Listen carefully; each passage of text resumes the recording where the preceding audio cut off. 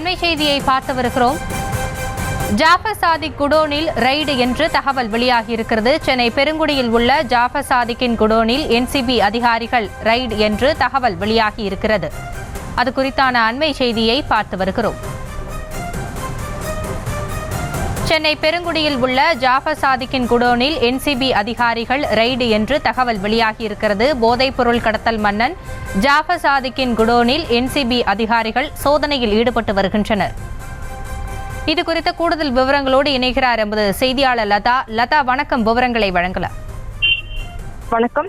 போதைப் பொருள் கடத்தல் வழக்கில் கைது செய்யப்பட்டிருக்கக்கூடிய ஜாஃபர் சாதிக்கிற்கு 7 நாள் காவலில் வைத்து விசாரிக்க அனுமதி அளிக்கப்பட்ட நிலையில் என்சிபி அதிகாரிகள் தொடர்ந்து ஜாஃபர் சாதிக்கிடம் விசாரணை மேற்கொண்டு வருகிறார்கள். அந்த வகையில் நேற்றைய தினம் ஜாஃபர் சாதிக்கிடம் நடைபெற்ற அந்த விசாரணையின் அடிப்படையில் ஜாஃபர் சாதிக்கு சொந்தமான அந்த போதைப் பொருள் அந்த பெருங்குடியில் இருக்கக்கூடிய கிடங்கானது அவர் அந்த விசாரணையில் தெரிவித்திருக்கிறார். அந்த அடிப்படையில் அங்கே இருக்கக்கூடிய கிடங்கு பகுதிக்கு சென்று அங்கே சோதனை நடத்தி வருவதாக என்சிபி அதிகாரிகள் சோதனை மேற்கொண்டு வருவதாக தகவலானது கிடைத்திருக்கிறது. சென்னை பெருங்குடி பகுதியில் இருக்கக்கூடிய குடோனில் என்சிபி அதிகாரிகள் தற்போது சோதனையில் ஈடுபட்டு வருகிறார்கள். இந்த குடோனில் வைத்துதான் ராகி பவுடருடன் போதைப் பொருட்களை கலப்படம் செய்து கடத்தியது அந்த விசாரணையில் தெரிய வந்திருப்பதாகவும் அதிகாரிகள் தரப்பிலிருந்து தெரிவிக்கப்பட்டு இருக்கிறது.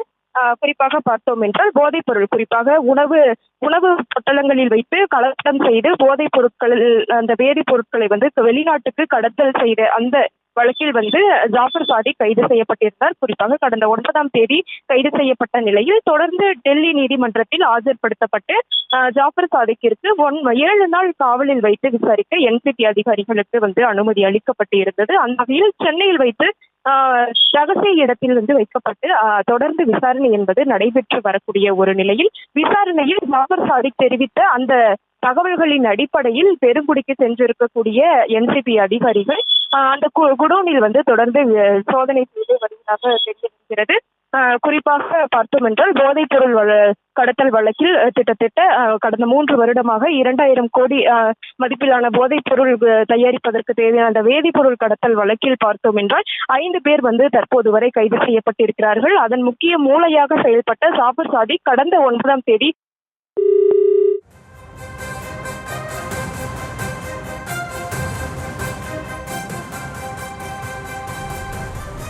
தங்களுடைய விவரங்களுக்கு நன்றி லதா. செய்திகளை உடனுக்குடனும் துல்லியமாகவும் தெரிந்து கொள்ள சப்ஸ்கிரைப் பண்ணுங்க.